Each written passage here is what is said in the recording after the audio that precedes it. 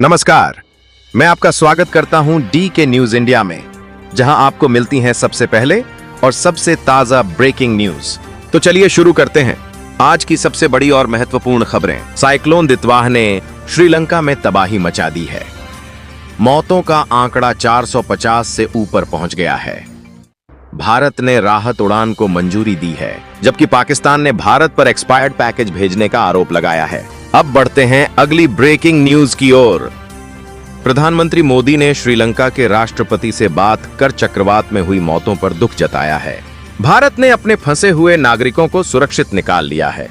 अब देखते हैं अगली बड़ी खबर। लोकसभा की कार्यवाही विपक्ष के भारी हंगामे के कारण कल तक के लिए स्थगित कर दी गई है। 9 दिसंबर को चुनाव सुधार पर चर्चा होगी। अब आगे बढ़ते हैं अगले अपडेट की ओर।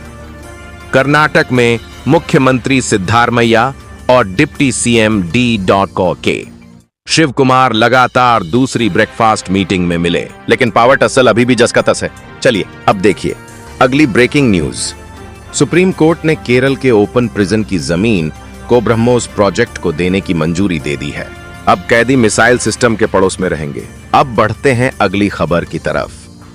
चेन्नई मेट्रो में तकनीकी खराबी के चलते हाई कोर्ट स्टेशन के पास यात्रियों को टनल में पैदल चलकर बाहर निकलना पड़ा। अगली ब्रेकिंग न्यूज देखते हैं। पंजाब और हरियाणा में पराली जलाने की घटनाएं साल 2025 में सबसे कम रही हैं। CAQM ने दोनों राज्यों की तारीफ की है। अब सुनते हैं अगली खबर। राजस्थान पुलिस ने पाकिस्तान की ISI के लिए जासूसी कर रहे एक संदिग्ध को श्रीगंगानगर में गिरफ्तार किया है। चलिए आगे की ब्रेकिंग न्यूज पर चलते हैं। NIA के ISIS जांच सेल को काउंटर टेरर रिसर्च सेल में बदल दिया गया है। संसद को इसकी जानकारी दे दी गई है। अब बढ़ते हैं अगले अपडेट की ओर। महाराष्ट्र लोकल बॉडी चुनाव में वोटिंग खत्म हो गई है। महायुति कार्यकर्ताओं के बीच कई जगह झड़पें भी हुईं। अब देखते हैं अगली ब्रेकिंग न्यूज।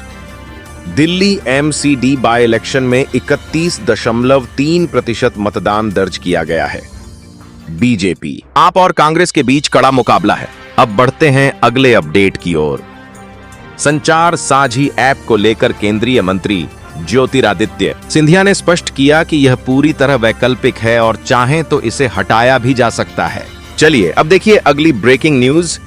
एयर इंडिया के एक विमान का एयरवर्थनेस सर्टिफिकेट एक्सपायर निकला है। DGCA ने विमान को तुरंत ग्राउंड करने और जांच के आदेश दिए हैं। अब बढ़ते हैं अगली खबर की ओर। छत्तीसगढ़ राजभवन का नया नाम लोक भवन रखा गया है। देश भर में गवर्नर आवासों के नए नामकरण का यह हिस्सा है। अब देखते हैं अगली ब्रेकिंग अपडेट। रूस ने भारत के साथ एक महत्वपूर्ण सैन्य समझौते को मंजूरी दे दी है। यह कदम पुतिन के भारत दौरे से ठीक पहले उठाया गया है।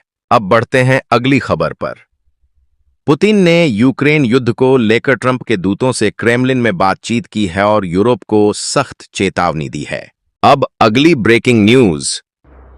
पोप लियो 14वें ने लेबनान में शांति की अपील की है और 1.5 लाख से ज्यादा लोगों के बीच विशाल मिस्सा किया। अब बढ़ते हैं अगली खबर की तरफ। अमेरिका में साइबर मंडे पर $14.25 अरब की ऑनलाइन खरीदारी हुई। थैंक्स गिविंग वीकेंड की सेल $44.2 अरब तक पहुंच गई। अब अगली खबर सुनते हैं।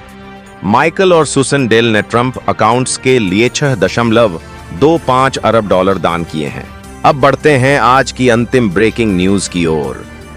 इमरान खान की बहन ने आरोप लगाया है कि पूर्व प्रधानमंत्री जेल में मेंटल टॉर्चर झेल रहे हैं। मुलाकात के बाद यह दावा किया गया।